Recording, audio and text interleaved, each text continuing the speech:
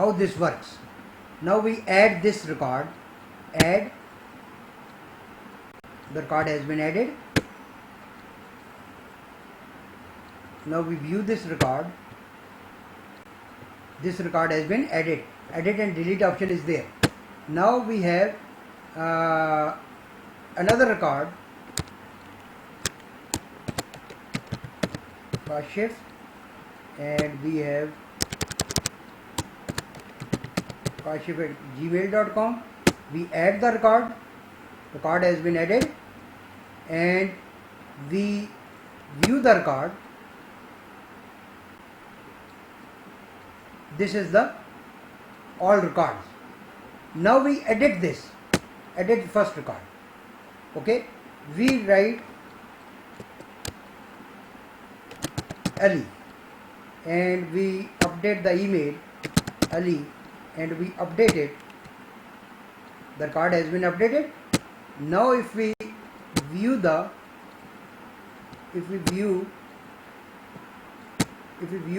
records, the record has been updated. This is name. Okay. Now if we want to delete it. Okay. Record has been deleted, and if we see the records, list of records, then there is only one record. Okay. And if we delete this, then there will be no record. Okay. If we view the record, then there will be no record. So this is how we add, edit and delete using servlet. This is the demo of the project we will develop. Every class, edit is a servlet, update is a servlet, delete is a servlet, insert is a servlet, and view is a servlet. And we have initial file XML. In the web.xml we give the basic file index.html, where we input the records. Okay. So when you see this CRUD, CRUD, this is class. Okay. This CRUD capital letters, this is folder. Okay. This is the project name or folder name, and this creates the site. This is the site name. Okay. This is the site name, and this is the Tomcat Apache Tomcat server. Tomcat server, we are using Tomcat server, right? If you see here, the servers are running. Apache is running on this port 80, and this is 8080. Okay. So we have Tomcat started, and we have this here. We have this all loaded. Okay. All contacts loaded. Now we use Tomcat and Java servlet, and you should have understanding of classes, because this is all class based. You have do post, do get, do post methods. Okay. You have to update, and there is a request method. Means all the get and post both are can be achieved there, but we will use get and post.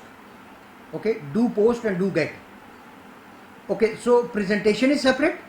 You see, presentation is separate, and this is very much secure, because this is compiled class file. Class files are used, and we have no clue of the logic. Okay. Where is the logic? Okay. And we have two methods. Then we will use MySQL, right? MySQL, we will use MySQL driver. We will update, we will load the driver, and then we prepare the statements, and we enter the statements into try-catch blocks and proper throws exceptions, and there will be some SQL, basic SQL, add, edit, delete, and retrieve records, how to retrieve records. This knowledge is required, but object-oriented concepts are must, because this is class-based. Okay, so when a class is created, that class can be used with any other servlet. Okay, now let's start creating the project. If you see this, I have created, this is crew.java here. If you see this is delete.java, this is edit.java, insert.java, update.java, view.java. So these are all servlets, and I added these servlets using this new and servlet. And if I want to use Java class, then this will be added. And during the tutorial, we need a class, generic class. That class will be added here.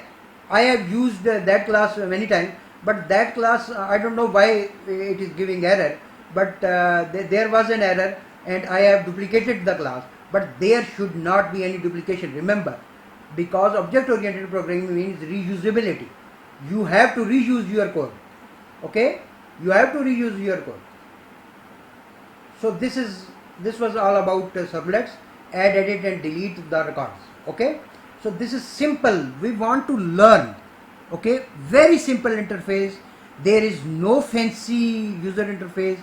We are not learning HTML or CSS, Bootstrap. Okay, we are learning Java servlet, how servlet works, how requests are posted to the servlets, and how servlet process. This is very easy process with the servlets, and applications can be made very quickly. Okay, so let's start creating the classes one by one. Okay.